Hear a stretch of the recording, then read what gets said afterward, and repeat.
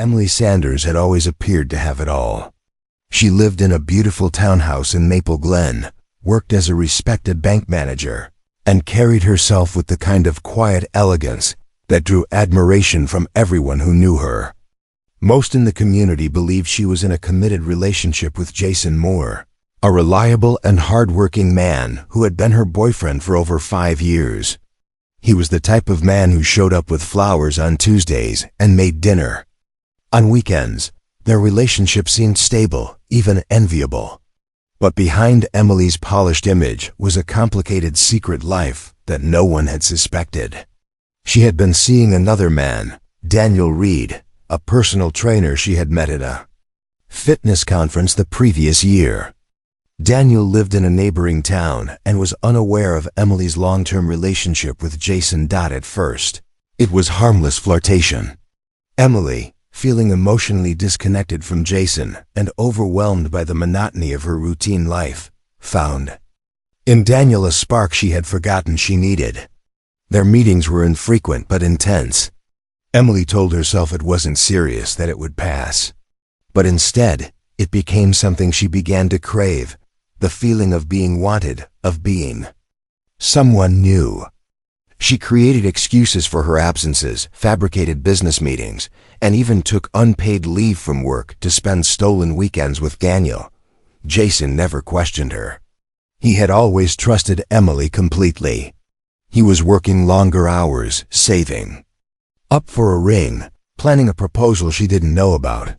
In his mind, their future was secure. Meanwhile, Daniel started to grow more attached. He was younger than Jason, more impulsive and less patient. He wanted more from Emily, a commitment, a label, a life together. Emily dodged these conversations, insisting on the need for space and time, all while continuing her life with Jason as though nothing had changed. But double lives have limits. The pressure began to build when Daniel started asking questions. Why couldn't he meet her friends? Why had he never been invited to her place? Why were there so many weekends when she'd cancel last minute? He began to suspect something, and that suspicion turned to quiet investigation. One evening, as Emily left his apartment claiming she had to get back to work, Daniel followed her, more out of curiosity than doubt. What he saw shattered his understanding of their relationship. He watched from a distance as Emily drove to a suburban home in Maple Glen, parked in the driveway, and was greeted warmly at the door by a man, Jason. The two embraced, and Jason kissed her on the cheek. She smiled and stepped inside like she lived there, like nothing in the world was wrong. Daniel sat in his car for a long time afterward, his mind racing. Days later, Jason found a hotel receipt in Emily's handbag. The name on the room reservation was Daniel Reed. It was dated just a week before. Confused and heartbroken, Jason began to question everything. He looked through her messages while she slept and found texts saved under a fake name. They were filled with flirtation and promises. His world cracked open in a moment.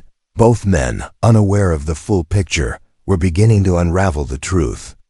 In pieces, Emily, still thinking she was in control, had no idea that her careful juggling act was falling apart. The tension simmered beneath the surface, unnoticed by those around her. But soon, the consequences of her secret life would erupt in a way no one could have predicted. One decision, one confrontation, would set everything in motion, and by the time it was over, someone would be dead. Asterisk, asterisk. The days following Jason's discovery were filled with silent tension. He didn't confront Emily right away. Instead, he began collecting information quietly, watching her patterns, rereading text messages, and checking phone records. The hurt sat heavy in his chest, but so did the need to understand the depth of the betrayal. He wasn't just mourning the loss of trust. He was mourning the life he thought they had built. Jason even followed her one afternoon and saw her meet Daniel in a park outside town. There was no ambiguity in their interaction. They embraced, they laughed, they kissed. It was undeniable. Daniel, on the other hand, had begun unraveling in a different way. After seeing Emily with Jason, he became obsessed with knowing the truth. He couldn't understand how someone who spoke about love, about the future, could so easily walk into another man's home. His confusion turned to anger. Daniel began sending Emily vague messages, asking her what she really wanted and demanding honesty. She tried to keep things calm, promising she would explain everything soon. But her words were vague, her tone distracted. She didn't know both men were now watching, waiting for her to slip. Emily, caught between two lives, began to feel the pressure. Work started to suffer. Friends noticed her withdrawing. At night, she barely slept. She thought she could keep both relationships afloat, but now everything was tangled. She started to consider ending things with Daniel. He was becoming too intense, asking too many questions, and she feared he might show up at her house, unannounced. She drafted messages to break it off, but deleted them before sending. She wasn't sure how he would react. Then, things escalated. Jason sent Daniel a message from Emily's phone while she was in the shower. It was simple, a time and a place to meet. Daniel, thinking it was Emily reaching out, agreed without hesitation. They met in the parking lot of a closed diner just outside town. Jason sat in his car, staring at the man he now knew was sleeping with the woman he loved. Daniel approached cautiously, confused, until he saw Jason step out of the vehicle. What followed wasn't violent, but it was deeply emotional. The two men stood across from each other, both betrayed, both broken, both realizing they had been lied to for over a year. Jason explained everything he knew. Daniel, stunned, filled in the missing pieces. For a brief moment, their rage turned not at each other, but toward Emily. They didn't plan revenge, but they left the meeting with a mutual sense of having been manipulated, toyed with, deceived. Daniel didn't go home that night. Instead, he drove around for hours, replaying everything in his head. He didn't sleep. He didn't eat. The person he thought he loved had built her world on lies. His pain morphed into something darker, a thirst for closure, or maybe justice. Emily, unaware of the meeting, sensed something had shifted. Jason had grown cold. Daniel had stopped texting. She thought maybe they had found each other, but she didn't panic. She told herself she would handle it. She always had. But she underestimated how deeply she had hurt them, how far betrayal could reach when love turned bitter. The following day, Emily received a note, taped to her front door. It was anonymous, handwritten, and brief. "You don't get to lie forever." Her hands trembled as she read it. For the first time, she felt fear. Not guilt. Not sadness, fear. Because now, she knew someone was watching, and they were closer than she imagined. The morning after the note appeared, Emily woke up to a strange stillness in her home. She checked the locks on the doors and windows twice, feeling as if someone had already been inside. Though nothing seemed out of place, a chilling sense of being observed clung to her. She didn't go to work. Instead, she called in sick and spent the entire day inside, curtains drawn, jumping at every sound. She had gone from living in control to being ruled by dread. Jason hadn't spoken to her in 3 days. His usual morning texts had stopped. The silence was louder than any confrontation could have been. Meanwhile, Daniel had vanished entirely. His gym said he hadn't shown up to work. His apartment was empty. His phone went straight to voicemail. Emily felt the walls closing in. She sent a message to Jason begging him to talk. It was read but not answered. She tried Daniel next, but the message didn't deliver. She tried again an hour later, still nothing. Panic began to simmer under the surface. That evening, she heard footsteps outside her house. Not on the sidewalk, but in the yard, close to her bedroom window. She crept quietly to the curtain, peeking through the narrow slit. No one was there. But then, she noticed the gate to her backyard was open. She hadn't opened it. She was sure of that. Emily locked it again, and for the First time in years, she slept with the lights on. The next day, her car had a flat tire. A single nail lodged deep in the rubber. It could have been a coincidence, but to her, it felt deliberate. She called the mechanic, barely able to steady her voice. While waiting, she walked around the car and noticed something scratched into the side panel near the trunk. Just 2 words, shallow but clear. Tell them. She knew now it was no longer just emotional punishment. Someone wanted her afraid. Someone wanted her to confess. She still didn't know if Jason and Daniel had spoken or if one of them was trying to push her into an emotional collapse. She considered going to the police but stopped herself. What would she say? That her lies had caught up with her? That someone was scratching notes into her car and leaving vague threats on her door? None of it was criminal yet. By the end of that week, Emily finally confronted Jason. She drove to his worksite, walked straight up to him, and asked for the truth. He looked through her like she was a stranger. He said nothing and walked away. That silence shattered her. Later that night, Jason sat in his apartment alone. The pain inside him was now mixed with confusion and guilt. He hadn't left the note. He hadn't scratched the message into the car. And he had no idea where Daniel was. That night, a neighbor reported strange noises from Emily's house. A loud crash, followed by silence. But no one called the police. People assumed it was a domestic argument. The next morning, Emily didn't show up for work. She didn't answer calls. By noon, her mother drove to her house and rang the doorbell repeatedly. No response. When she peered through the front window, what she saw made her scream. Emily was lying face down in the living room, unmoving. The coffee table was shattered. A broken lamp lay beside her. Her phone was missing.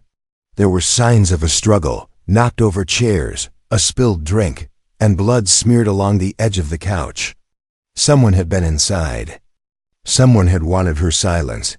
Permanently * police arrived at Emily's home within minutes of the 911 call. The scene was chaotic but strangely deliberate. Her body showed clear signs of blunt force trauma to the head, and there were deep bruises on her arms and neck. The glass from the shattered coffee table had embedded into her skin. There was no sign of forced entry. The front door was locked. The back gate, however, had been left wide open. It was the same gate Emily had found ajar just days before. Detectives began their investigation with a focus on the 2 men they knew were central to Emily's life, Jason and Daniel. Jason was brought in first. He was visibly distraught, but cooperative. He admitted to discovering Emily's affair and confessed to meeting Daniel, but swore he had no contact with her in the days leading to her death. His alibi was weak. He had been alone at home the night of the murder. There was no surveillance, no witness, nothing to confirm his story. Still, there was no physical evidence tying him to the crime scene. No fingerprints, no DNA, no clothing fibers. Daniel, on the other hand, was missing. His sudden disappearance became the focal point. Officers searched his apartment and found signs of a rushed departure: clothes missing, drawers emptied, bed unmade. But his passport, wallet, and phone charger were still there. Surveillance cameras captured him leaving his building 3 nights before the murder, carrying a duffel bag. He hadn't been seen since. Detectives found a break in the case when they retrieved security footage from a neighbor's home. At 1:46 a.m. on the night of the murder, a man in a hoodie was seen walking down the alley that led to Emily's backyard. The footage was grainy, and the man kept his head down, but he matched Daniel's height and build. Unfortunately, the camera lost him at the edge of the frame, and the timestamp offered no clear indication of whether he entered the property. As pressure mounted, investigators scoured Emily's digital life. Her email revealed nothing unusual, but a hidden folder in her cloud storage raised alarm. Inside were screenshots of messages between her and Daniel, and later, messages from a third unknown number. These newer texts were aggressive and threatening, warning her to end all relationships or face the truth. The number was unregistered, but a digital trail linked it to a burner phone purchased 2 towns over. Further investigation tied the burner phone to a cash transaction at a gas station. Security footage confirmed it was Daniel. The final message had been sent hours before Emily was killed, but then the case took an unexpected turn. Forensic analysis on the crime scene revealed a partial print on the base of the broken lamp one that didn't match Daniel or Jason. A lab result came back linking it to a different man, Elijah Hart, a former classmate of Emily's from college with a sealed record for stalking. He had once been issued a restraining order after obsessively following Emily post-graduation. She had never told anyone, not even Jason. Elijah had dropped off the radar years ago. No fixed address, no social media. But a deeper search revealed a storage unit registered under his name, just 20 minutes from Maple Glen. Inside, police found disturbing evidence, printed photos of Emily, some recent, some taken without her knowledge, including one from a week before her death where she stood on her front porch, looking directly at the camera. It became clear Emily's life was more entangled than anyone had realized.